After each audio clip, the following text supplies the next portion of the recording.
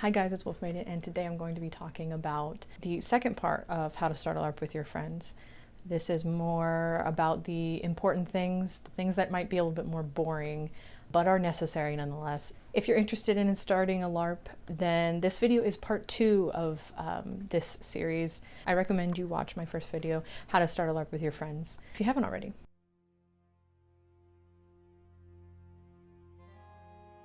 So today we'll be talking about safety, NPCs, and logistics. Just a disclaimer, I have not been to every LARP in the world, and I do encourage everybody to experiment a little bit with their own LARPs, but a lot of facets cannot be ignored, like safety. The other ones, there are different ways to handle everything, including NPCs, or even if you need NPCs, if you have a different style game, for example. So keep that in mind. I'm also not a lawyer, so I think that you should consult a lawyer for anything that pertains to safety and just to keep yourself safe and others safe. I'm going to assume that you at least played in some LARPs and have an understanding of LARP games, but aren't necessarily thinking about the things that make them work and the behind the scenes work, or preparing for a game. I'm not a professional. I'm putting this together for people who are interested in starting a LARP similarly to me and who don't really know where to start or what to think about. I put together what I think is a pretty good list of things to consider when you are writing your rules, or even thinking about starting a game as well. So that said, let's talk about safety. It's one thing to LARP with your closest friends, but it's another to LARP with strangers or friends of friends. And you're not going to always be aware when somebody is hurt, or know what to do if somebody is hurt. So these things are very important. So first, you should outline the hazards that people are going to encounter on the site of your game. If it's tripping hazards or physical combat hazards, if somebody is uncomfortable with physical combat, can you accommodate that in some way in the game rules? If not, you're going to have to tell people that they have to be open to physical combat, and that's something people need to be aware of, that they will be hit. Things like hits to the head should be completely banned, in my personal opinion. Mostly because that's the most vulnerable part of a person for the most part. It's got everything in there and you can really shake a person up if they get a really bad head injury. I think you should consult with somebody and make a legal waiver so that people can sign that and understand. Again, they are signing that they understand the risks and the hazards on site and from playing your game. It'll keep you safe and it'll help keep others safe. So definitely consult a lawyer. Make sure you have a word for calling a timeout. Typically, it's been hold. Everybody stops what they're doing. They drop, they check on the person that is injured, and then they resume it with another word. Make sure there's a first aid kit handy, and maybe people with first aid training, CPR, anything like that is definitely useful. I don't know if it's 100% required. Again, it depends on the size of your game and the people you're playing with, right? But it would definitely be very beneficial and helpful. You want to have rules that prevent injuries. If, for example, stabbing is one that is commonly not tolerated because of the risk of breaking your LARP weapons and things like that, catching arrows or all sorts of different things, like making sure that arrows don't have wooden shafts and they have specific ones that don't shatter and break and everything, that are very strong. Alcohol, drugs, those things, obviously from venue to venue, alcohol is maybe allowed or disallowed. You may want to just personally ban alcohol on your LARP, that kind of a thing. It really depends, especially if you do not have security or any sort of way to ensure that people stay safe when they drink. I highly recommend that you look into that and ban these things outright in your rules so that people understand that they cannot be bringing these things there and endangering other people. As an important side note, just make sure that your rules are changeable as you become more aware of different hazards or things like that. Safety might be something that you continually update, especially. So make sure in your rules that you place that the rules may change and things like that, just so people are aware. And post any rule updates, especially important ones, on all of the social media that is associated with your LARP. So next, we're going to talk about NPCs and the behind the scenes stuff that goes into that. NPC work is very important in a variety of LARPs for a lot of different reasons, And so I thought it was very important to include that. The behind the scenes is there's a lot that goes on behind the scenes with a LARP, especially a larger scale or even a medium kind of range one, like 25 to 50 people. It still starts to get a little bit more like work, and you have to be prepared for that. So in regards to NPCs, how do you get them? How do you facilitate NPCs? What are the things that you need? Do you have the ability to bring the things that you need to your LARP venue? These are all important things to consider. First, do you have a place for the NPCs to change, for you to process what's going on, for your papers, your plot, everything to be kind of run in one spot? You need to be able to store costuming and weapons, distribute them, and tell NPCs what they should be doing. You might plan ahead for the day's events and only bring certain costuming and weapons for the NPCs you expect to use. Now, assuming that you have these things down, now what? How do you get NPCs? How do NPCs know what they do? So these are the few things we're going to address here. So with a smaller LARP, maybe 20 to 30 people, NPC shifts are a possibility.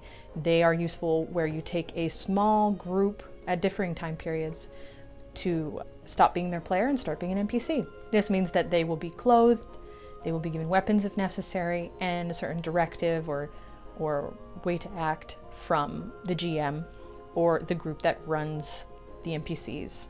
This always ensures that there are the right number of NPCs for each encounter. It can suck for those who paid for the event to have to do NPC shifts. And so, you have to kind of weigh the pros and cons with that, but as long as everybody's comfortable with that, and it's made aware that you will have an NPC shift during the LARP, then it's probably very doable. In order to get NPCs, a lot of LARPs offer discounts or have NPCing completely free in order to entice and encourage people to be NPCs, and that's a good way to do it. Of course, how are players going to know what they're supposed to do? This is a big thing. You can't just go, you're a skeleton, go out there, dress them up, give them the weapon, and see what they do, because likely they'll probably just die very quickly and not be very effective.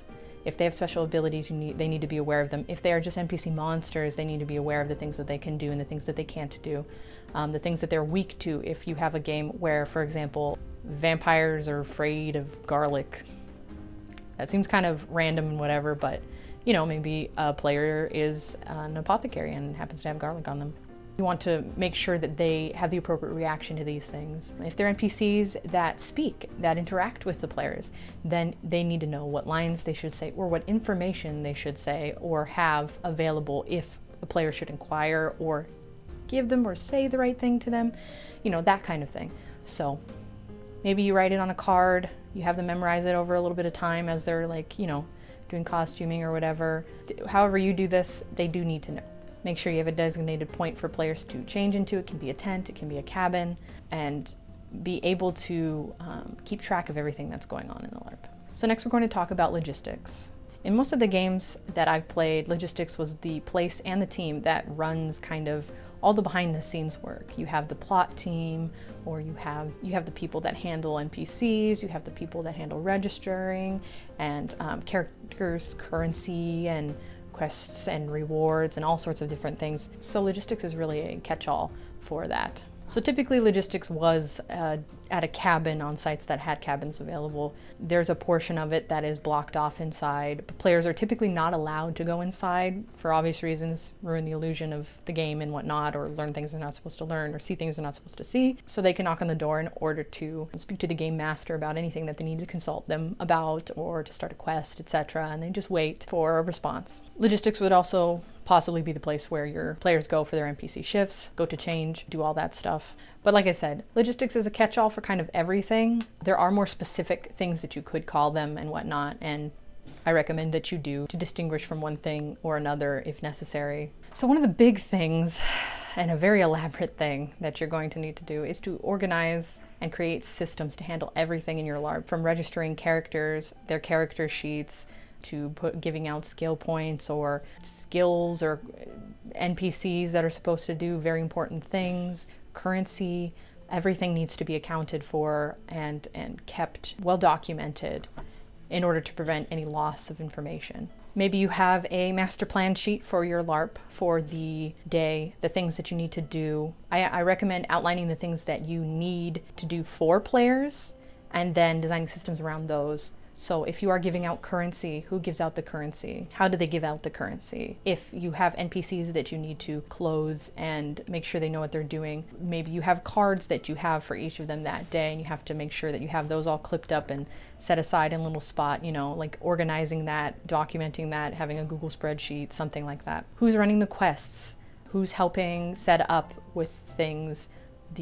Way more behind the scenes, not even on the day stuff, like who's helping set things up? How are you setting things up? That a lot of important things to consider there. How are you having people upgrade weapons, purchase weapons, insofar as special abilities or magic weapons where you just put a tag on weapons and you have to take account of the things that have actually been given away and the things that aren't, and how many numbers and stuff, just to prevent like forgeries and things like that, all sorts of stuff. So quite simply, organizing is key. If organizing would be too much trouble earlier on, I recommend simpler rules, things like more low fantasy. If anything from magic might be more of an issue to facilitate, to upgrading weapons, skills and stuff might be a little bit too hefty if you have too many of these things all at the same time. So make sure that you can handle these things. To talk about actual logistics, the tents, the costuming, the weapons, the props, everything that you need for the LARP for that day. If that's not possible, you may need to reconsider how big and how crazy that you can do this, because if you can't even bring all this stuff,